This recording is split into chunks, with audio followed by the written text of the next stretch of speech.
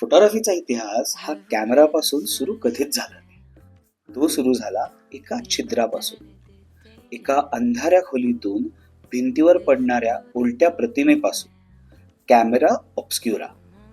चित्रकारांनी या प्रतिमेचा आधार घेतला, दृश्य कॅनव्हासवर उतरायला सुरुवात केली. पण प्रश्न अजूनही तोच होता, ही चित्र पडद्यावरती कायमची थांबवता येतील का? शतकानुशतक माणूस प्रकाशाला पकडण्याचा प्रयत्न करत राहिला आणि मग आला जोसेफ निझोफर नेम्से. 1820च्या दशकात त्याने प्रकाशाला एका पृष्ठभागावर इतका वेळ थांबवलं की इतिहासातलं पहिलं कायमस्वरूपी छायाचित्र तयार झालं. चित्र काढण्यासाठी ब्रशची आता गरजच नव्हती, प्रकाशच चित्र काढू लागला होता. मग आला लुई डगर. त्याने नेम्सेच्या प्रयत्नांना पुढे नेलं आणि डगेरटाइप या नावाची प्रक्रिया विकसित केली. एक अशी प्रक्रिया जिने फोटोग्राफीला प्रयोगशाळेतून बाहेर आणलं आणि लोकांच्या हातात दिलं. 1838च्या आसपास पॅरिसच्या बुलिव्हर्ड टू टेम्पलवर एक रस्त्याचा फोटो काढण्यात आला.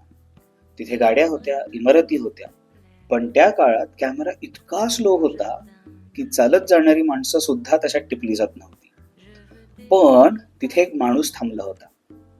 त्यामुळे इतिहासात पहिल्यांदाच एका रस्त्यावरचा माणूस एका छायाचित्रात कायमचा थांबला. कधी काही चित्रकारांच्या कॅनव्हासवर प्रकाशाची फक्त सावली पडत होती, आता प्रकाश स्वतः चित्र काढत होता. आणि मग आला 19 ऑगस्ट 1839. फ्रान्सने डगेरटाइपची प्रक्रिया जगासमोर जाहीर केली. फोटोग्राफी काही मोजक्या लोकांचा प्रयोग राहिला नाही, ती जगाची झाली. म्हणूनच 19 ऑगस्ट वर्ल्ड फोटोग्राफी डे.